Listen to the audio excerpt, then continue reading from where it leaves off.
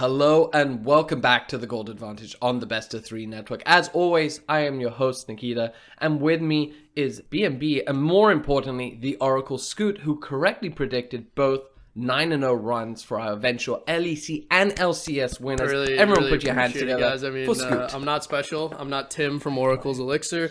I just don't look at the numbers. I would say you're better than Tim at this point. Well, he got it wrong. Hey, that's our boy. We love Tim. That's where we he get got it all of our wrong. stats. Absolute.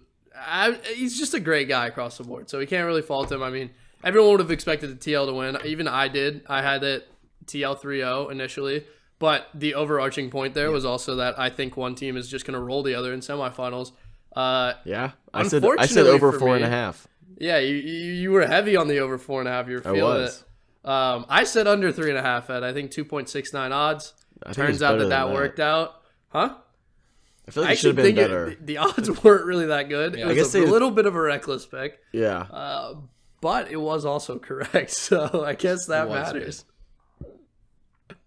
But if you grab the EG 3-0... I wasn't as high on EG because it's hard when I feel like G2's build up to beating Fnatic was... You could see a lot of this stuff like stacking on top of each other. It's harder to see when you're beating a team like C9 who's already kind of in the gutter. But holy shit. I mean, you want to talk about a team like finding their own at the right time. Like in the interviews afterwards, it's I think it was Impact talking about it. He's like, I don't really know what to say. Like, it's awesome that we won, but I think we just got good at the right time. Or maybe it was Jojo and Danny when they did that kind of duo interview. It was incredible stuff. But props to them. I mean, super cool dub, and it's great to see the old guard kind of fading out a little bit. So that's just kind of what it takes. I mean, you say the old guard. I mean, the team is like no, I meant organizationally. organizationally. Champion Impact. 20. LCS. Yeah, I mean, I'm super happy. I know you guys you were were very riffing quiet me in the Discord, and whilst it sucks that 100 Thieves lost, I would say, to be honest, I think EG is my second. I would have been upset had C9 won. That would have because I just don't like the team. I think the way they've done it, I'm just like, eh. And it's been a couple of years now that I've been less and less enamored with them. EG... I really think that game one that was from Danny stealing the It won them. I think it won them the entire championship. Not even a joke. I mean, I said it before the podcast and before we started recording, and I think everybody already knows this. It is easily the highest individual impact play of all time in the LCS by a mile, and it's got to be the greatest play ever. Oh yeah. Oh, so bizarre. Also the weirdest one. It's the weirdest one because it's built around, the reason it succeeded was Baron has a mechanic where it heals like 100 and something health every minute. Santorin smote at the right time. Correct use of the conjugation of smite. He smote at the right time, but right as Baron healed. So it was like an 800 something health. Smite range, he smites correctly, but as he's about to smite, Baron heals 100 health, takes him down to 85, and Jinx's rocket comes in and steals. I mean, that is just everything lining up perfectly because EG was losing at that point. They were losing, and this just comes in, Jinx gets excited, Danny makes the play. People were saying Danny was actually pretty nervous off at game one, and I think doing that just... the adrenaline kicks in and suddenly it's hard to be nervous when you run down the entire team with rockets and just wipe the shit out of them. But also so rare to see an ADC steal something, and the way it happened, I think you said is incredibly special. But just to see him they also kind of let him get the last kill too. It was honestly incredible. They held it. You just have to. They held it. They're at that point it's just it's over, isn't it? Yeah. Yeah. That was it. I think but just I think like you said, it clicked at the right time, whereas I think G2 was a slow and methodical.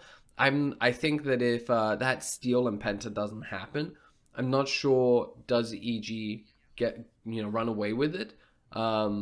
But yeah, after watching that series, I was, because Chris, you mentioned this in the Discord, you're like, who have you got for the finals? And I was just like, if 100 Thieves comes out slower like they did against TL, EG wins.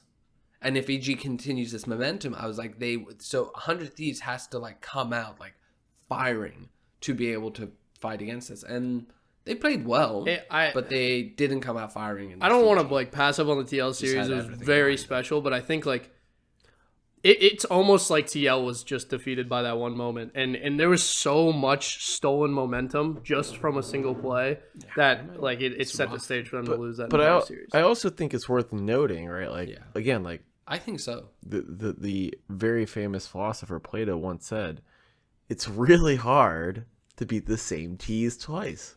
I'm gonna end it right now. It's like it's just like again. I can't. I can't. Well, he's right. He's right.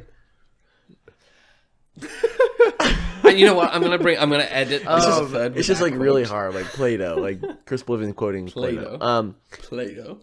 Yeah. We saw in round 1 that EG was damn close, right? They played great, and then they ended up kind of just wiltering in that game 5 in a way that was like kind of what you would expect for a young team. It's like, okay, this kind of like according to plan. They played really well. They came with a lot of vigor. Yeah. But at the end of the day, the seasoned veterans were able to, you know, show a little bit of savvy finale and beat out the young guns. But that series was close as hell. From that, EG goes down, beats FlyQuest. Great. And so I think I saw someone, I forget who on Twitter, but they were like, does this make FlyQuest the number 2 team in it does take a map. Yeah, exactly. They literally took a map. No one else took a map, so FlyQuest might be number 2. Worth noting. Great point. They steamroll C9 as we on this side, not Scoot. Scoot got that one wrong. But had I'm semifinal Scoot. You know this. Right. He's in the middle for me too. Scoot's in the middle for me, by the way. So I don't know where he is. Yeah. Right. Okay. So you're like over the top. They have to go up against TL again, and they have experience. They've kind of played these guys. They know what they're doing. They know what their fucking picks are. And I think that like for especially like a young team, it just helps, right? Like you kind of just feel a little bit more comfortable with the team than maybe otherwise, a bit more experienced, and you kind of know, and you feel like their coaches obviously did an exceptional job scouting it. Look, I will never suggest that I thought they were going to 3-0 TL. Like that was just kind of out of this world.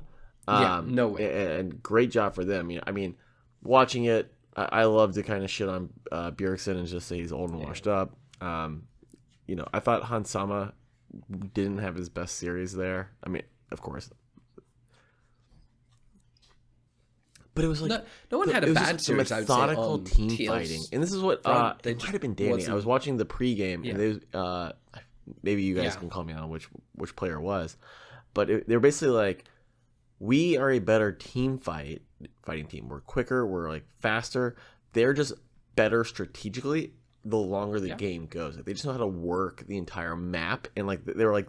Team Liquid is definitely better when it comes to like a long game, but like when it comes to team fighting, like we're confident that we're gonna beat them, and that's what happened time and time again. And they did. And I love that game 2 they pulled out the Yasuo Diana because it's such an explosive, like confidence driven team comp that kind of jinx. They won game 1.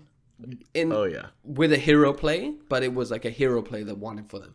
And rather than going back to like, okay, try to, and I think this has been the curse that NA has had for so long, is that so many teams, like Team Liquid particularly likes slow and methodical.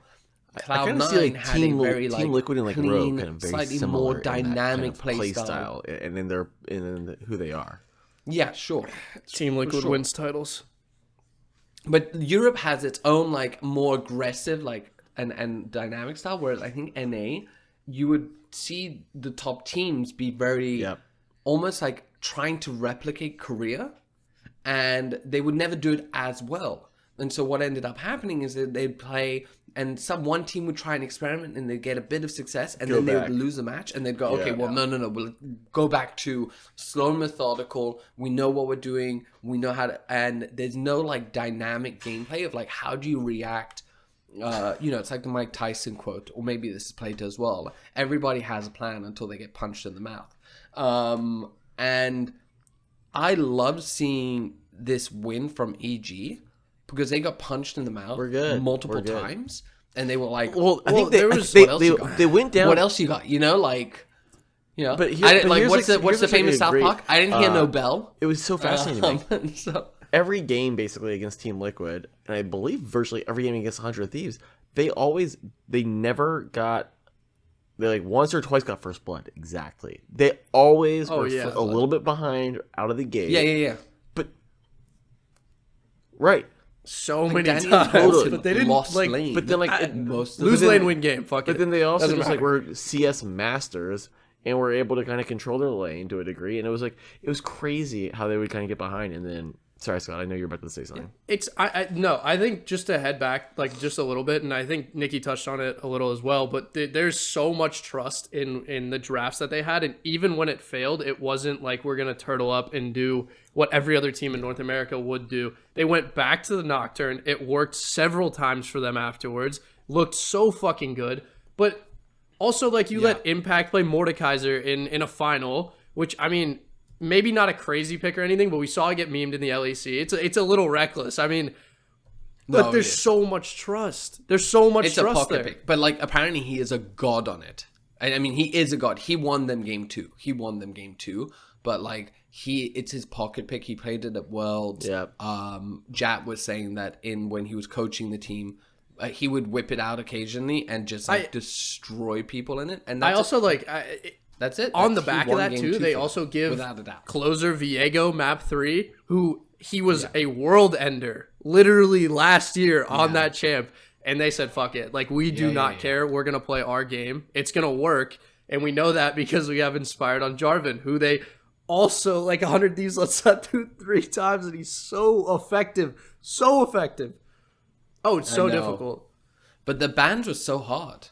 I think the bans were like really, really tough here. And I think Jarvan was the bigger priority pick. But yeah, I kind of props to TL and 100 Thieves. I still think that they played well. And I think had they played against each other, it would be like a 5-game series. And we'd be like, damn, what a close game.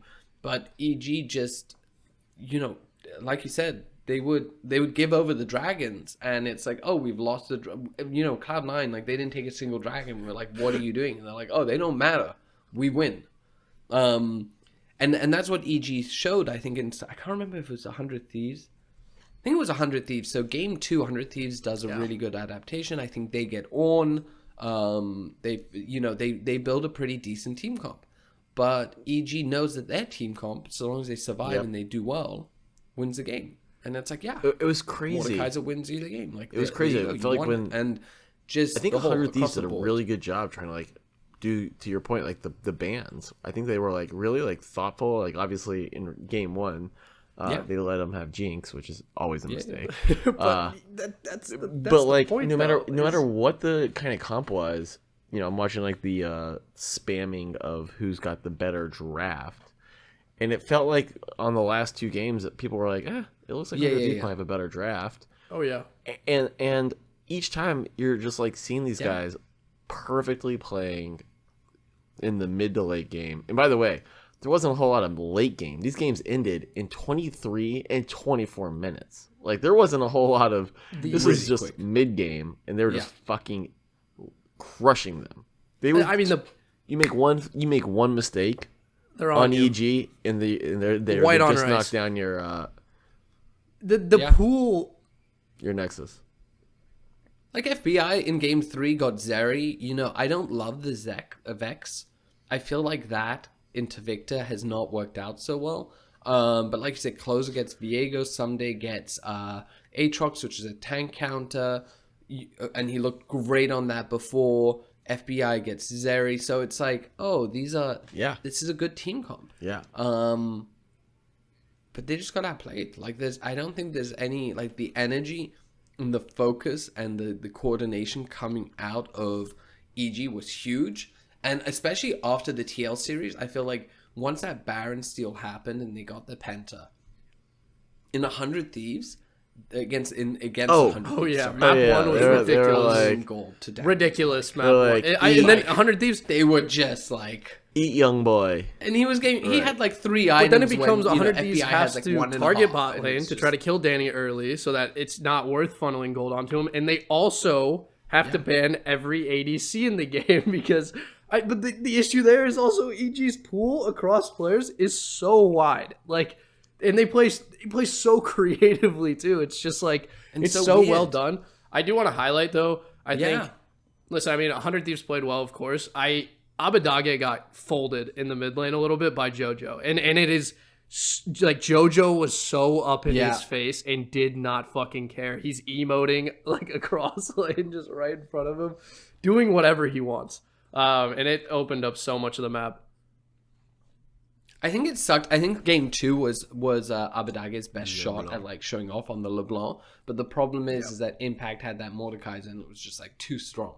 So you need a LeBlanc to be able to blow things up, and it just didn't work. I don't love the Vex, like I said in game 3, and game 1 was TF, which was fine. I actually felt like that game 1 was probably the closest one. Like it started off okay.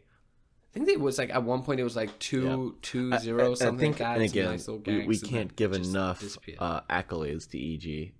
They're ahead of schedule from what we thought they were going to be. Right? We thought I picked them to win summer. I think my bet with you guys already cashes in since they won spring. But that's not how that works. We probably need to have an in-depth discussion about Danny and really like his rank and place now, kind of amongst kind of like bottom laners, globally.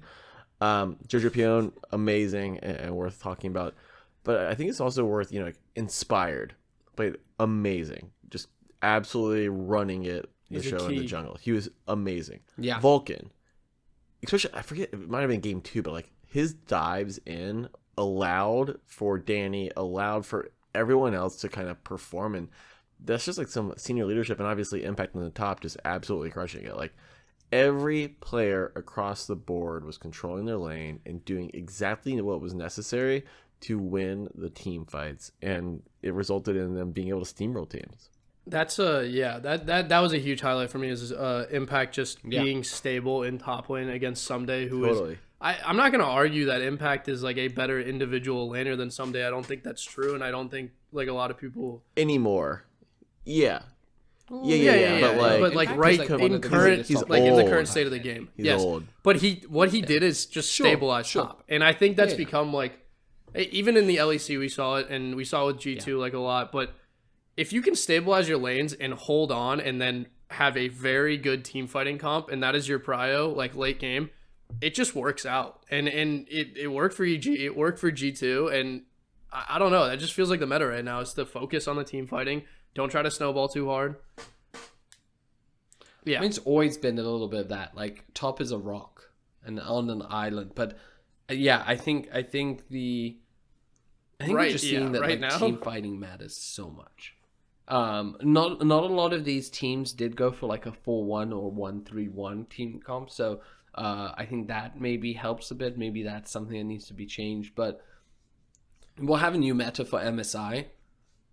But to be honest, I don't know, like I'm excited regardless, because the way EG won this is that relentless kind of where we're always in it and we can win a fight even when it looks like we're losing. And looking to MSI, it's kind of beautiful that they're paired up with fucking G2, the other team. Oh, incredible. I know, straight out the gate. Yeah. Which is good for T1, because I don't know. I mean, this is what I was going to say. The groups might already be out, but the result is as well. So it's a T1 dub.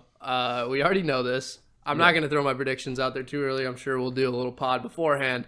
But you already know what my prediction is. It's actually just not going to be a map dropped by T1 the entire time. Well, they dropped one map to Genji, so they didn't go perfect. Genji's like very good right now. Just saying. Like extremely good. Okay. I mean, you know what? It's whatever. Like, are they? Actually, no. Korea won 2 years ago. EDG had the greatest. Yeah, it's been a while. It's been a while. In other news, very exciting. Elon Musk heard that Best of 3 Network was on Twitter, so he's decided to buy it.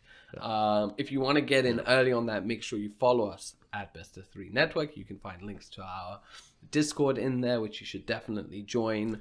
I don't have much else to kind of dive into down from 80 mil around to 44 this series. Actually. So I do want to ask you, Nikki, since you're a bit of a historian on this, but like, where are we putting Danny currently globally as it relates to ADCs? Like, that's guy just got huge the question. MVP. I mean, that's a very this is now globally? 2 years where he is. But he can't be in the top 5 ADCs of all time conversation. No, not all time. You said nothing globally. Nothing globally. He's nothing globally. He's like, I wouldn't put it like, no. There are some, but for this year, phenomenal just for this ADCs year, over the years. where and is like he's you mean single season performance? What, like, I think playoff like if you had to draft any ADC, like, right, I don't know, I fair. don't follow LPL as well. If you're looking at EG, you'd but probably pick Danny. if I'm looking at, let's say, EU and NA, I don't know, because I haven't seen him not with Vulcan or what's his name last season. Starts with an I. We'll get it for you. We will get it for you. On it. So there's a big it's like IGN. It's driving me crazy. Ignar, thank you. It is Ignar. Ignar was his support last year. We haven't seen him without that. And both Ignar and Vulcan, I think, are very good supports. So what happens as things progress? Like, what is I think, like, Doublelift's performance, and what makes Doublelift great is the consistency of his being at the top.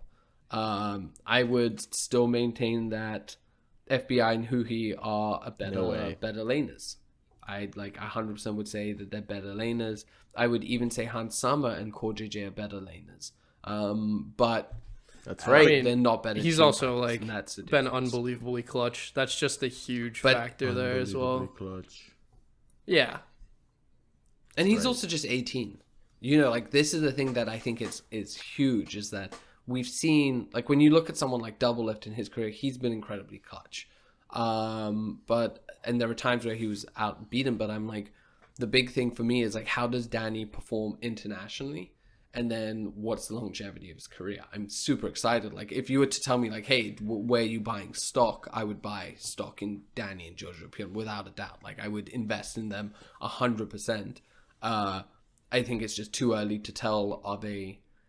Is this something that's, like, going to be really great for this year, or is he going to be a global talent for NA? Yeah, the laning could prove troublesome against some crazy international teams. That's and there are teams that can punish that, and, like, they'll focus in on it, and because also they died, like, Vulcan and Danny died in lane with no jungler. So it was fully a in-lane mistake, and there was a couple of times that happened. A Chinese team I did find it kind of crazy. Like, focus you on that and just keep pummeling you. How Abadage was, like, farming at, like, 10 CS per minute was, like, a kind of interesting thing, where it's just like, you literally are not missing a single crit.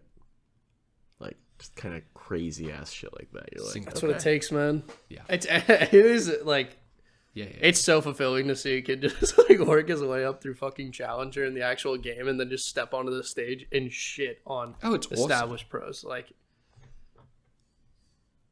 but Jojo also, I think Jojo played so well, and he's a year younger than Danny. And it's his first year as a pro, and I'm like, or rather in pro play, and. Yeah, so I don't know. Like, it's a tough one. I think Danny's just like the best destined for great things, but I mean, his name's already being chanted from the rafters, so he's got that part up. But I think it's just also I think the EG squad last year was so fun, and this year has been fun and has been and, like, just like the success. It's kind of Because someone was talking about how TL fans and TSM and C9 fans were rooting for EG over 100 Thieves, and I think that's because EG has been like a rival, a competitor, whereas EG's this like underdog. Remember when they used to be the it's also gatekeeper? like, it'd be awesome if they won. Like, I mean, crazy. now the gate's at the top, but Yeah, exactly. They gatekeep the what's. I think the other thing that got championship. people behind them a lot is also like in a year where you see so many teams go international to try to solve their issues, they decided on we're going to reinvest in Danny. Obviously, it worked out really well the year before, but we're also going to pick up Jojopyun, and now we're going to use our homegrown talent to like fuel a championship. It's huge. Yes and no. I kind of like. I think it's even like the way when you guys are like, oh, this is the young. Yes, but like Vulcans and like Impact is old as shit. We get it. And like they're building around. They also brought over inspired players that are young, and that's the core of the team. Those pieces are North America. Yeah, and It is. Are they the core of the team, or is it Impact? It's a 3-man core. It's because he was the one that stayed over and is inspired. Like I think these two have done phenomenally, and but I don't think we can forget that they have the LEC MVP from last year in the jungle. What they have in top lane, and to be fair, this doesn't take away from Danny and Jojo or EG. I think it adds, because it ultimately what it's saying is like these guys they've gone and they found like really talented young players and put them with very talented veterans to create a nice balance. Because too often, like, look at CLG. I feel bad if CLG goes and starts blaming their roster when it's full rookie talent. So you can't blame them for not winning it all. So I think there's a lot of props to EG. Nicole Lapointe, who's their CEO, has done a phenomenal job building the brand. I mean, also props to Inspired. So many people struggle just coming over from the LEC. We've seen it time and time again. He did not. He said, I'm going to be a team player. I'm going to do my job and carry when I need to. So often Vulcan, Cloud9's ex-players struggle against them, and Vulcan has huge. Not, There we go. All right. It was a mistake. I know you're about to sign off, Nikki, but I have to ask, and I know we're going to do a proper MSI breakdown next week ahead of MSI, but there are odds. They are up, and I can see some futures, and there's some fun bets that I know mine's bad. I'll tell you that much. I know which bets Scoot's going to make. Is it sub 2? It is. Really? Yeah. Like one? Is it like 1-7? Because that's heinous. No, it's worse. Actually? Yeah. That's fucked. It is literally. Wow. So let me read you the two bets that I think Scotty's going to be interested in. So it is T1 versus the field. So you can get T1 or every other team. That's actually insane. The bet is 1.61 for T1.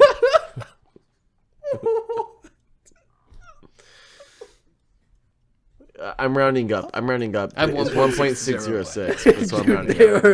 They are that good. Oh, okay. The field is 2.4. Okay. There is a bet. This actually exists. T1 not to lose a map. That's money right there, baby.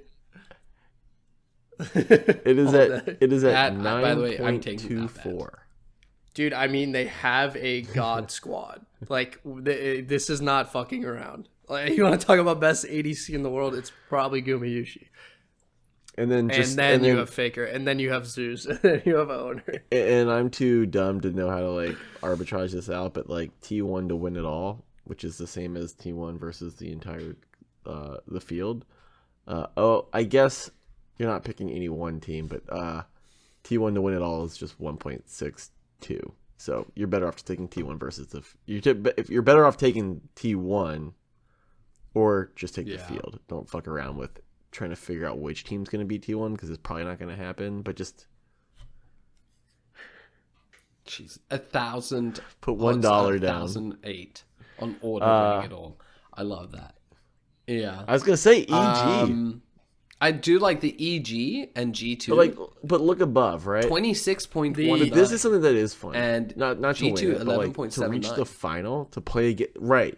So to reach the final, you get EG at 11.74. Finals, yes. That, the way they're playing is amazing. It's great. I also 4.2 on G2 Agreed. reaching the finals. I think that's a really good one as well. The others I just don't think will happen. I mean, like you have the RNG. I will one, say but that's like 1. the one 2, thing so that sticks out to me is that, listen, I have T1 chalked up for a perfect season. Don't drop a single game all year. Win Worlds, perfect sweep. 2 titles, MSI Championship and Worlds. I wonder if they had a play-in tournament. Plus the obviously LCK titles. That's what I meant by 2 titles. However, this is the year of the underdog. Like it has been proven now in 2 leagues. Is there a loser bracket run that can happen? You get hot at the right time and you can really end a team. So I mean, that's the only thing that worries me. It might not be the year of the overdog. There's no loser bracket in this tournament, and Yeah. so Yeah, but you know, we've seen it in COD. We gotta wait till Worlds. I don't know. Maybe you can suck in groups and the hardest road, like that's what it is. It's about taking the hardest road. Yeah. EG. I know. That's it. I mean, Final couldn't be thoughts. happier for them. Yeah, incredible. And I will win. be rooting for them hard in MSI. Yeah. This is that NA hopium. They've kind of everyone was like, no, we're just happy greedy. to be part of the Yeah, conversation. And now people are like suddenly it is. hoping again, like maybe this is our year. Yeah, it was great. Really happy to see it. I cannot wait for next split. Like I'm kind of MSI will be great, but I want to get back into it because I want to see how does like Rogue react to what just happened. What happens like C9, no way same roster stays together. TSM, they're already rumored to be making changes. What happens to 100 Thieves and EG? Can they go back to back? It's an exciting year. I hope NA reflects and they're like, hey, this team just far. did something different and won the entire thing and looked very dominant doing it. So how about we try something new a little bit? A lot of teams did though. Remember, like TSM tried something new, imploded. Cloud9, Well, yeah, it was new and then it was old. new, And fired then their fired something their new. coach. So I feel like, there are quite a few teams that did attempt something. So I'm pretty. No, by now, I mean, think EG it's been a won. failed year This for to them. me teams are still good. It's been interesting to see. This has probably been. I think a lot of times we give a lot of shit about the LCS because it's boring. It was whatever. I think this year in particular, up until honestly the playoffs, and maybe it's just because we've started paying a little bit more attention because the LEC finished. But I think that this was like actually entertaining. This was like things that people. These are storylines that we can build upon for the summer, and I completely agree. MSI is always fun, but like this year more than ever, I'm like, I just want to get back into league play. Yeah. Yeah, just straight. And I think EG being like this and like TL being a counterpoint to full veterans. 100 Thieves in the final. 100 Thieves ring back.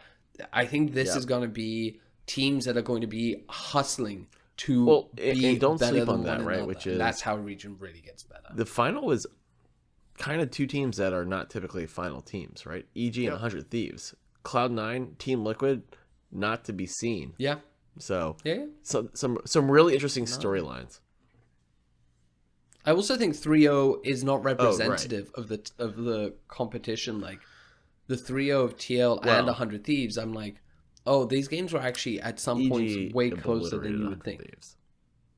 EG they have a way of winning maps. Yeah, they did. That was more representative of a final. But I think the TL series, EG showed I up think and the they were TL like, series, they had a bit more of a shot at it going exit 3-1, stage left. 3-2. You're done. Goodbye. That was a hell of a time. Should have turned up in like a Literally. janitor suit. That would have been great. Clean like a it. broom and just swept them off the stage. All right, thank you everyone for tuning in. It has been an exciting season, as we were talking about. Please make sure to follow us on Subscribe, Twitter baby. at BWS3 Network. We Hit have that little our button. YouTube that is up and running now for a couple of weeks. Make sure you like and subscribe to all of those videos. If you want to listen to This audio, week it it's will be. available on all major podcasting platforms. That about wraps it up. Come join our Discord if you want to agree. God, I would love for hate someone us, to try wanna and talk about disagree with CS:GO, us. COD, They'd be or even a losing little bit of money. NBA. We I would love that. We also have a TikTok. They'd be like, "You're so wrong." if your attention span is 60 clearly seconds know or less, better. we've got some content for you. Oh yeah, we do have a Just TikTok. had to throw that out. Which They're fun. mine's not much longer than 60 seconds. Yeah, we know, Mr. Phone. Peace out.